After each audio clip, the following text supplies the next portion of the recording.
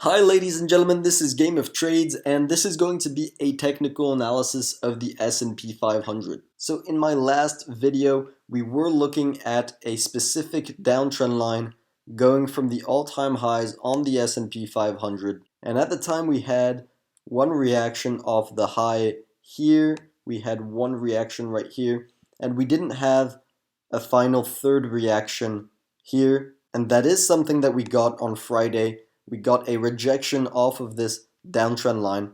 And if you know how I trade and you've been following me for a while, you'll know that I like to see at least 3 reactions to make up a downtrend line or an uptrend line. And so that's what we got on Friday. We got a third reaction to this downtrend line, which confirms so far that we are still in a downtrend. So that is a big check mark for the bears, and this is definitely a potential reversal point for the bull trap that we've seen in the past few days. This could definitely be the signal to go down lower and potentially undercut these lows to get to our next target, which is the 2100 level.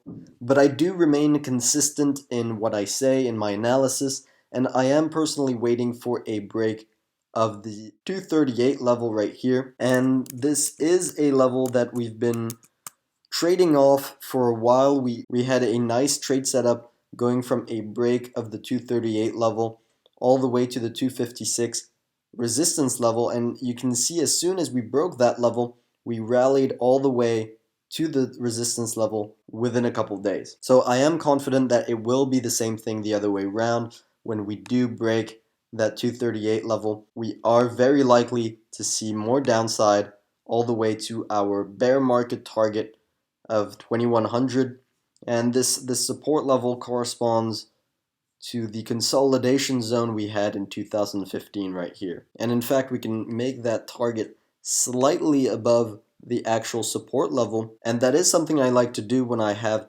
targets, is put them right above the actual support level or right below the actual resistance level, and that makes it much easier to trade. Price will often bounce right on the penny of a certain support level or even just shy of the support level, and that can often make it hard to trade.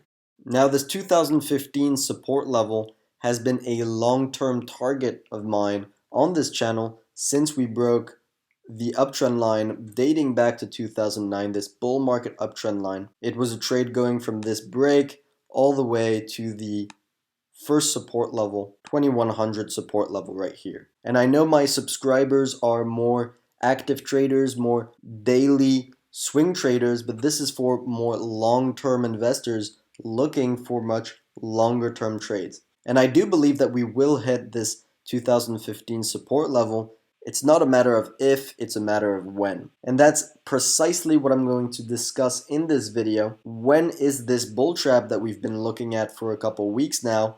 When will it be over? Now, we do have to consider the possibility that this bull trap may not form within just a single week, but may actually take longer to form, maybe a month, maybe even a couple of months. We have to remember that the point of a bull trap is to make short investors lose hope, and it's designed to make bullish investors get back into the market. And in my opinion, that can't happen within just a single week.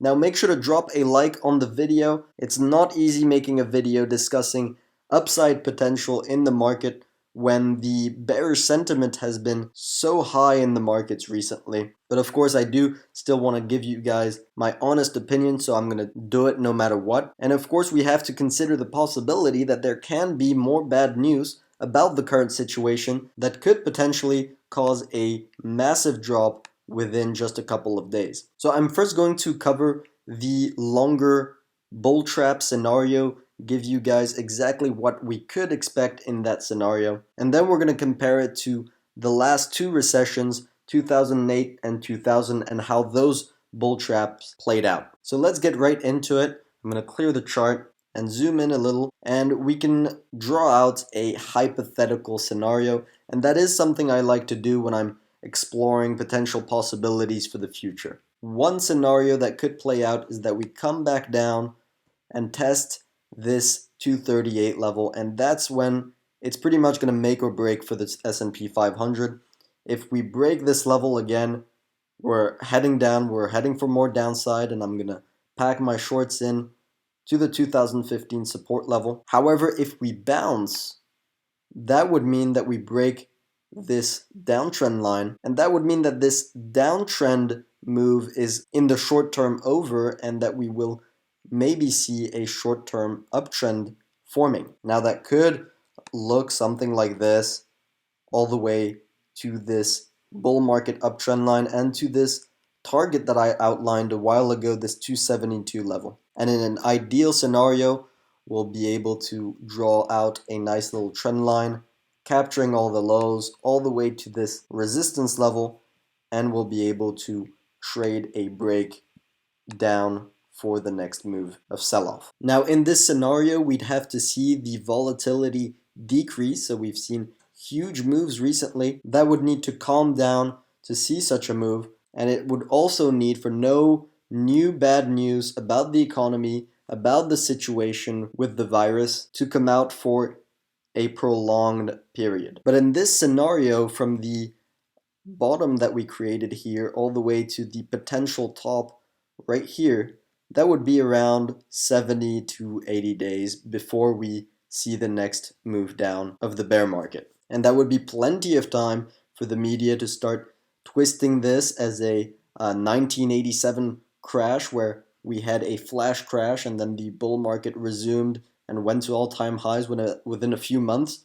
And I'm not saying that that is an impossible scenario. I'm saying that this, in my opinion, is very unlikely. I think the damage that has been done to the economy will have much longer term consequences and may bring us into a 2-year bear market. But again, that is my opinion, and I know that some people are considering this as just a setback in the economy, that all the damage done by this situation has been already priced in, and that now it's time to move back up to all-time highs. And it would definitely raise the bullish interest back into the market. Now we're going to take a look at 2008 and 2000 and see exactly how we can compare the two to the current situation. So this is the 2003 to 2007 bull market, and this is the famous crisis. This is the famous 2008 stock market crash. And you can see we have a beautiful uptrend line capturing many lows along the bull market, and this trend line was broken in 2008 with the first wave of sell-off right here.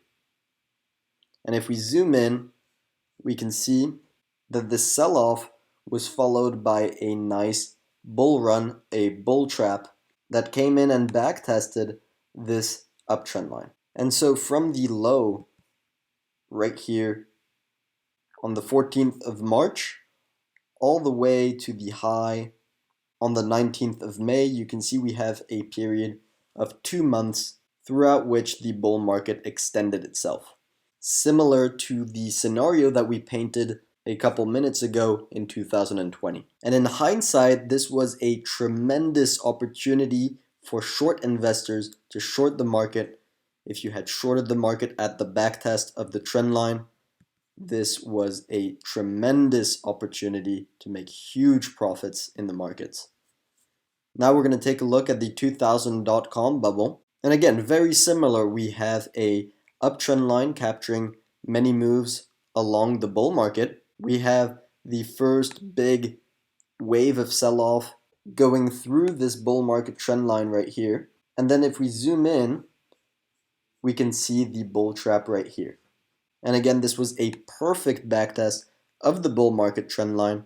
And if we measure it out from the low right here on the 21st of March all the way to the top, we have again a 2-month period with a 20% or so rally before the price starts reversing again.